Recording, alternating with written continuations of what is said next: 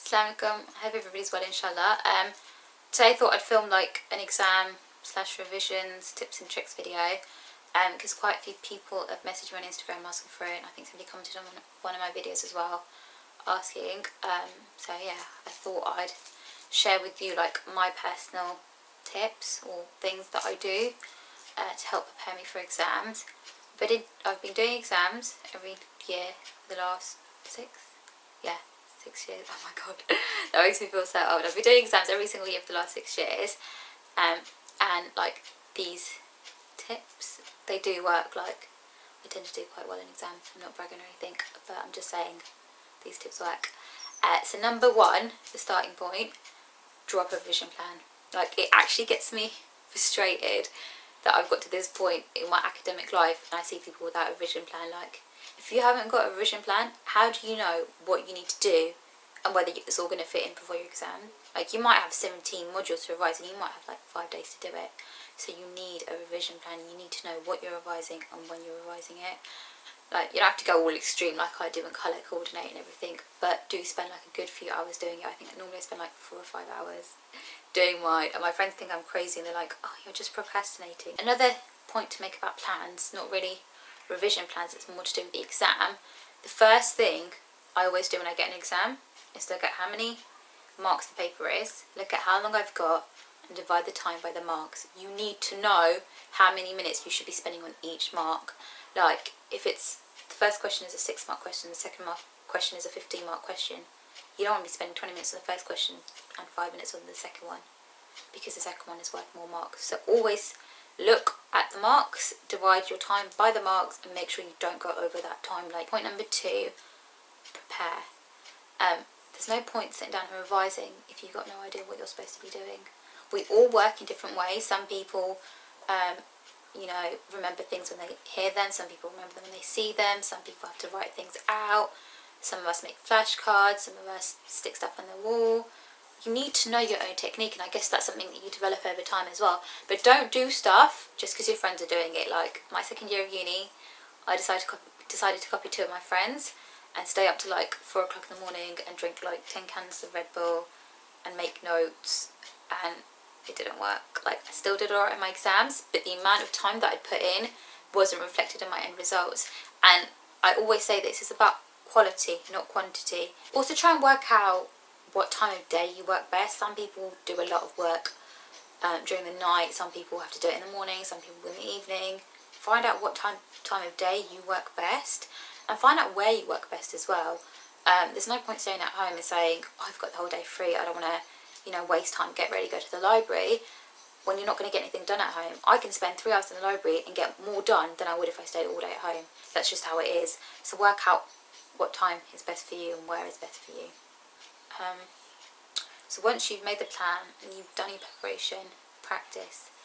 Don't ever go into an exam without knowing what the exam paper looks like, what the format is, how much time you've got, what types of questions you'll be asked. There will always be some sort of mock available. Find it. Make sure that you know how to answer them, and not just answer them in timed conditions. There's no point saying, oh, I can answer this question, but it takes you half an hour to do it, and in the exam you've got 10 minutes. So that's why sitting down, especially like if it's a long exam, if it's like a 3-hour exam, sitting down and practicing it helps. I think it's so important to stay positive when you've got exams. Surround yourself with people that are going to build up your motivation to revise, who are going to make you feel like you can do well, and not people that are going to bring you down. Doing well in exams is partially to do with how we think about the exam. If we think we're going to struggle with it, we're going to struggle with it. So go in there with a positive mindset. I think a lot of people tend to let exams bring them down. We focus too much on the end result rather than the process. We don't focus on the revision and on doing the paper, we focus on the end result. And that can make us feel really bad, especially if we've done bad in the past, or especially if there's a lot pinned onto these exams. There's a certain school or uni or career or something that we want to go into because of these exams. And I think when you pray, it brings things into focus, it brings things into perspective, and makes you remember that there's so much more to life. Like, there really is so much more to life.